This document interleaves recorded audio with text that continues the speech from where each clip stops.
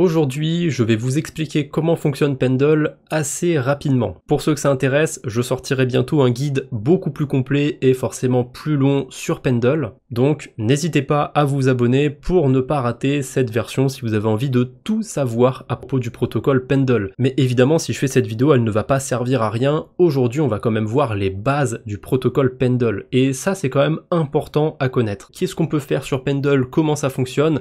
On va prendre des exemples assez simples pour cette vidéo.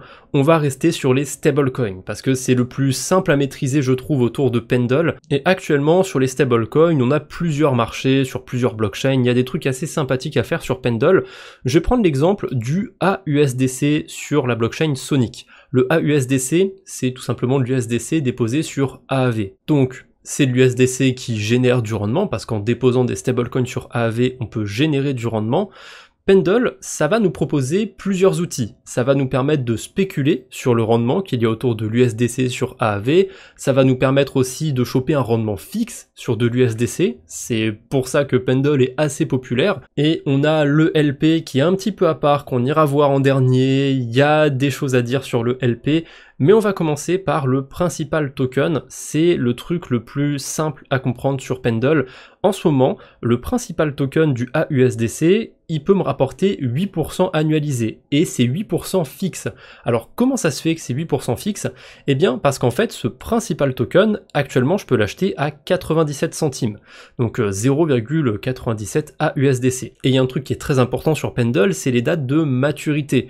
Le marché autour de ce AUSDC mature le 14 août 2025. Ça veut dire qu'après ce marché-là, il y aura plus d'intérêts qui seront générés, le marché sera terminé et le principal token sera échangeable en 1 pour 1 contre le collatéral, donc contre du AUSDC. Du coup, le rendement vient de là. On peut acheter du principal token à actuellement 97 centimes et sa valeur va tendre vers 1. Évidemment, on reste sur la DeFi, il peut y avoir un hack ou quoi que ce soit, mais dans des conditions de marché normales où il n'y a pas de hack, évidemment, ça termine en 1 pour 1. Le yield token, quant à lui, c'est l'inverse du principal token. Sa valeur, elle tend vers 0. Quel intérêt d'acheter un token sachant que sa valeur va tendre vers 0? Eh ben, le principal token, derrière, en collatéral, c'est que les tokens posés sur AAV sans les intérêts qui vont être générés jusqu'à la date de maturation. Le yield token, vous n'allez pas pouvoir échanger à la fin, à la maturité, contre du collatéral, ça vaudra 0, mais jusqu'à la date de maturité, vous allez générer du rendement. Et c'est là l'intérêt du yield token, c'est que parfois il y a des arbitrages en quelque sorte qu'on peut faire, ou alors on peut avoir des convictions. Actuellement, je sais pas combien il est le rendement sur AAV, mais je suppose qu'il est plutôt faible, sur Sonic, il doit être autour de 2-3% annualisé, peut-être un peu plus. Et si j'ai de grosses convictions que le rendement, là il reste encore 103 jours, si j'ai de grosses convictions que le rendement va augmenter, va aller à, je sais pas, 8-10% annualisé, soyons fous, eh bien je peux m'exposer à ce yield token, et je vais récupérer les intérêts qui seront générés par les USDC. Forcément, comme il y a une grosse différence de prix entre le yield token et le principal token, ça va me permettre de faire une sorte d'effet de levier là-dessus.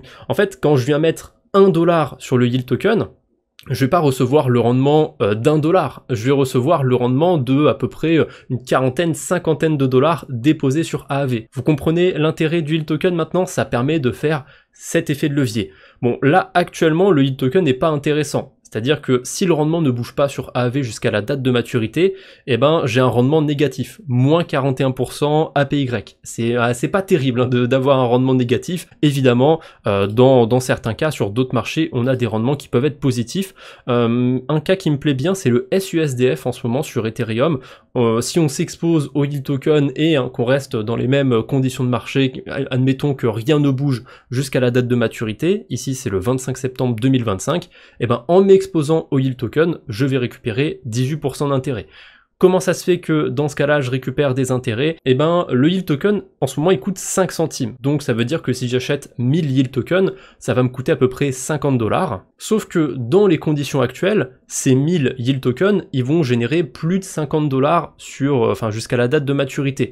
Bon là, j'ai pas fait le calcul, je l'ai pas de tête, mais je vais donner une valeur arbitraire. On va dire que jusqu'à la date de maturité, il va générer $55. Ça peut permettre de faire un effet de levier, d'avoir du profit grâce à ça. Mais forcément, depuis au moins une bonne année ou deux, les protocoles à points sont devenus très populaires sur la DeFi. Et on a énormément de yield tokens sur Pendle qui donnent des APY de moins 100%. Alors c'est pas des tokens qui sont inintéressants. C'est pas quelque chose que je vais chercher personnellement sur la DeFi, mais il y a des gens qui aiment bien farmer ça, c'est farmer les points. En venant s'exposer au yield token de certains tokens, hein, typiquement le VLUSD, l'USDE, l'USR et compagnie, on va pas générer de yield. Les yield tokens, on va les acheter à un prix et ça va aller à zéro. C'est littéralement de l'argent jeté en l'air, en quelque sorte, mais en contrepartie, on va récupérer des points. Et l'avantage du yield token, c'est de pouvoir faire une sorte d'effet de levier. Je vais faire le calcul sur le marché avec l'USDE, parce que bon, le calcul va être à peu près simple. Le yield token coûte 2 centimes, donc ça veut dire que pour 1 dollar investi, j'ai le rendement, j'ai les points de 50 USDE. Donc forcément, si je viens mettre 100 dollars, j'ai le rendement de 5000 USDE. Ça peut être intéressant dans certains cas. Le problème de farmer les points, c'est le côté spéculation. Est-ce que les points vaudront plus que l'investissement initial? Ça, libre à chacun, chacun ses convictions sur le sujet. Je vous dis pas que il faut absolument s'exposer au yield token. Pour ma part, je préfère largement avoir un rendement fixe sur les principal tokens, parce que quand on a des phases de marché un peu incertaines, pouvoir s'exposer à un stablecoin et avoir un rendement fixe pendant plusieurs mois, c'est quand même quelque chose d'assez craqué. Alors sur Pendle, on va souvent retrouver des stablecoins qui sont un petit peu récents, qui sont un petit peu dégènes, mais voilà, de temps en temps, on va retrouver des USDC sur AAV, des stablecoins un peu moins risqués. Forcément, c'est pas sur eux qu'on va trouver les meilleurs rendements, mais voilà, l'exemple de l'USDC déposé sur AAV sur la blockchain Sonic, moi je trouve que c'est un bon exemple. Pouvoir choper 8% d'intérêt fixe pendant 103 jours, on est sûr d'avoir 8% d'intérêt, c'est quand même pas mal dans les conditions de marché actuelles. Alors, évidemment, en venant s'exposer au principal token, à part quelques exceptions, mais normalement, on ne génère aucun point quand on vient farmer des airdrops. Tous les points sont normalement dédiés à ceux qui viennent s'exposer au yield token. Je dis normalement parce que il y a un seul exemple à ma connaissance qui ne fonctionne pas comme ça, c'est le SUSDX sur la Binance Smart Chain. Celui-là, vous pouvez générer des points en étant exposé au principal token et c'est une des premières fois que je vois ça. En général, les principal tokens ne génèrent pas de points. Je préfère dire ça, c'est important pour ceux qui voudraient farmer des airdrops. Souvent, c'est bien de d'abord vouloir farmer du rendement et voir l'airdrop comme un bonus. Et bien, sur Pendle, malheureusement, quand on vient s'exposer au principal token, en général, dans la grosse majorité des cas, on ne va pas farmer de points. Du coup, le meilleur des deux mondes pour venir choper à la fois du rendement et à la fois des points, ça va être la pool de liquidité. Alors, je vais prendre l'exemple de la pool de liquidité sur le SUSDF. Pourquoi pas? La pool de liquidité, elle va être composée de principal token. Donc bon, déjà on voit d'où va venir la partie yield de la pool de liquidité, ça va venir entre autres du principal token, comme on l'a vu ça génère des intérêts jusqu'à la date de maturation, mais la pool de liquidité elle va aussi être composée de SY token. Alors en fait les SY token c'est juste une version wrappée, une version que Pendle peut comprendre, peut utiliser, c'est exactement comme le WETH sur Ethereum, c'est comme l'Ether wrappé. Ces fameux tokens SY, c'est des tokens du coup qui peuvent être utilisés sur Pendle et en gros, sur un marché avec de l'USDC, c'est comme si c'était des USDC dans une pool de liquidité, sur un marché avec le SUSDF, c'est comme si c'était des SUSDF. À quoi elles servent ces pools de liquidité? C'est quoi l'intérêt de mettre ça dans une pool de liquidité? Eh bien, l'intérêt, il est simple, c'est de pouvoir permettre aux gens de rentrer, sortir quand ils veulent des principal tokens et aussi des yield tokens. Là, c'est pas très instinctif parce que dans la pool de liquidité, il n'y a pas de yield token. Il y a un mécanisme qui est assez compliqué, on va pas rentrer en détail dans cette vidéo. Donc il n'y a pas besoin d'avoir de yield token dans cette pool de liquidité. Et forcément aussi, comme c'est une pool de liquidité, il y a une autre source de rendement, c'est les gens qui vont venir échanger leur principal token, leur yield token avant la date de maturation. Il peut y avoir plein d'intérêts, plein de raisons pour aller vendre ses principal tokens en avance ou quoi que ce soit.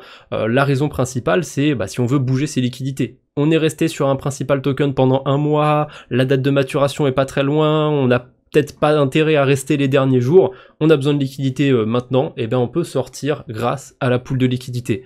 Pareil pour le yield token. Admettons qu'on soit rentré à un moment où le rendement était très bas, par chance le rendement sur lequel on s'est exposé est monté très haut, et ben ça peut être intéressant aussi de sortir de sa position, de vendre ses yield tokens avant la date de maturation pour empocher un gain directement. C'est pour ça que ces poules de liquidité sont importantes, néanmoins elles sont pas exemptes de défauts, on va voir ça aussi en détail dans le gros guide sur Pendle, mais ce qu'il faut savoir c'est que quand vous allez vouloir vous exposer au yield token, vous allez généralement avoir pas mal de slippage. Je vous donne un exemple concret, là si je veux mettre 1000 $ sur le yield token autour du SUSDF, je vais échanger 1029 $ contre 1011 $. J'ai un slippage, j'ai un écart de 1,7%. C'est pas énorme, mais si je mets 10 000 $, là, on a un slippage de 4%.